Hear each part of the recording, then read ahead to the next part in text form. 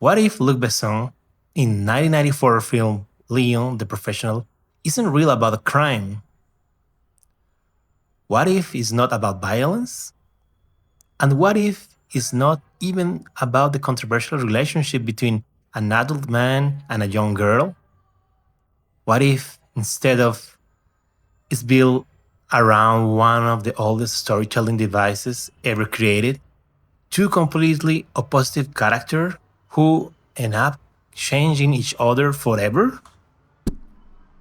In this video, I will explore that idea while turning this sketch into a finished painting.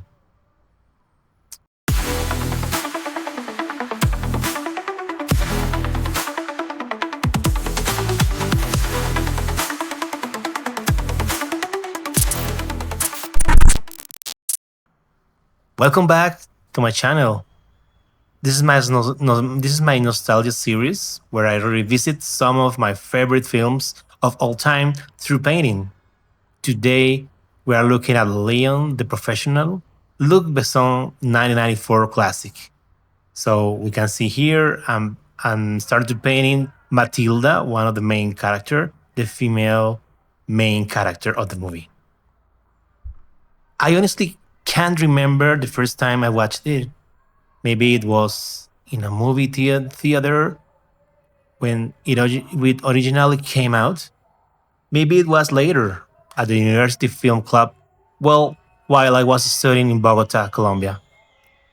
At the time, I wasn't particularly knowledgeable about cinema or film theory. I was simply drawn into the story. The drama, the action, the intensity. I still remember being shocked by the scene where Gary Oldman's character storms into Matilda's apartment building and in a desperate moment when she stands outside Leon's door, hoping he will let her in. Years later, however, I began to appreciate the film for a very different reasons. The more I learned about storytelling, cinematography, and character design, the more interesting Leon became. For those who haven't seen it yet, I strongly recommend stopping this video and watching it first. It's one of the most memorable films of the 1990s. Without going too deep into spoilers, the story follows Leon, a professional hitman or cleaner played by Jean Reno. He works for a mob figure known as Old Tony in New York's Little Italy. His quiet and highly structured life changed when he meets Matilda, a young girl living in the same apartment building. Her family murdered by a corrupt DEA agent played with unforgettable intensity by Gary Oldman. Matilda is forced to seek refuge with Leon. From that point on, the film becomes much more than a crime story. It becomes a story about connection. And that's where I think the real heart of the movie lies. One of the first things I discovered while researching the film is that Leon is technically considered a French film, even though it is set in New York and spoken entirely in English. It was financed, written, directed, and produced primarily by French creators, yet filmed in America with an international cast. Luc Besson would later continue this approach with films like The Fifth Element and The Messenger, the story of Jean d'Arc. The more I thought about it, the more I fit in this scene. Because the movie itself feels like a combination of opposites, just like Léon and Mathilda. On one side, we have the energy of an American crime thriller. On the other, the introspection and emotional ambiguity often associated with European cinema. Two traditions sharing the same story. And that's exactly what happens with the protagonist. Leon and Mathilda appear to be completely opposites. He's an adult, she's a child, he's quiet, she's outspoken, he's methodical, she's impulsive, he lives by routine, she brings chaos into his life, he isolates himself from the world, she desperately seeks human connection. From a storytelling perspective, this is a classic technique. For centuries, writers have discovered that one of the most effective ways to create drama is to place two opposing personalities in the same space and force them to interact. We see it in Don Quixote and Sancho Panza, Sherlock Holmes and Watson, Batman and Robin, Riggs and Murtagh in Little Weapon, Charlie and Raymond in Rain Man, Tulip and Don Shirley in Green Book. The contrast creates tension, and tension creates story. As Aristotle observed more than 2,000 years ago, drama emerged from action, conflict, and change. Later, screenwriting teacher Robert McKee argued that characters are defined by the values they represent: order versus chaos, experience versus innocence, reason versus emotion.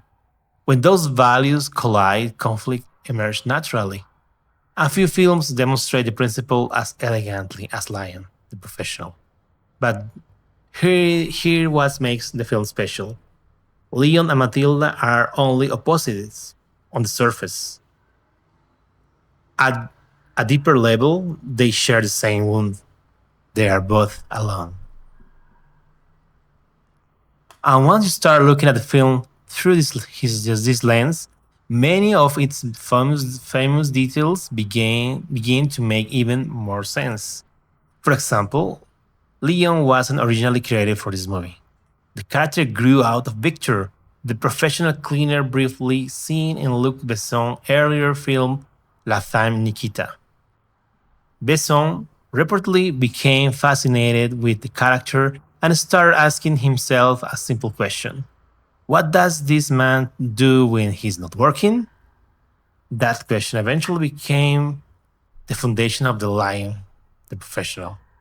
Another interesting detail is how much Jean Reno contributed to the character. Reno was concerned with that Lion may come across as cold or emotionless. To avoid that, he suggested giving him several chill-like traits.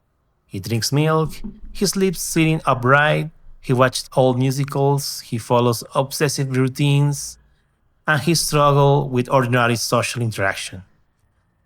These small details make Leon feel less like a professional killer and more like someone who never fully grew up emotionally.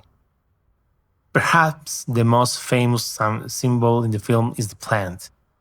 Leon even refers to it as his best friend. The plant has no permanent roots. It travels everywhere with him. It never truly belongs anywhere, just like Leon himself. Even Natalie Portman's casting feels remarkable in retrospect. She was only 12 years old during the filming, making this her feature film debut.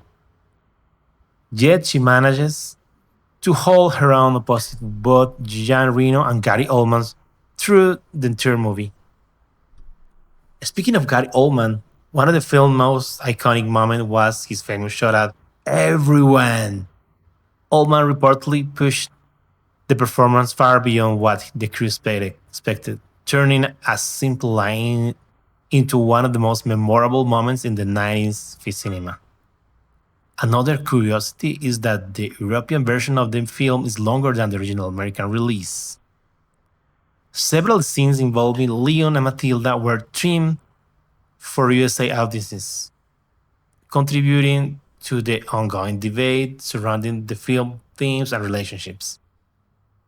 And then there is Stansfield himself. What's interesting is that Leon and Matilda are relatively restrained characters. Stansfield, on the other hand, feels more operatic.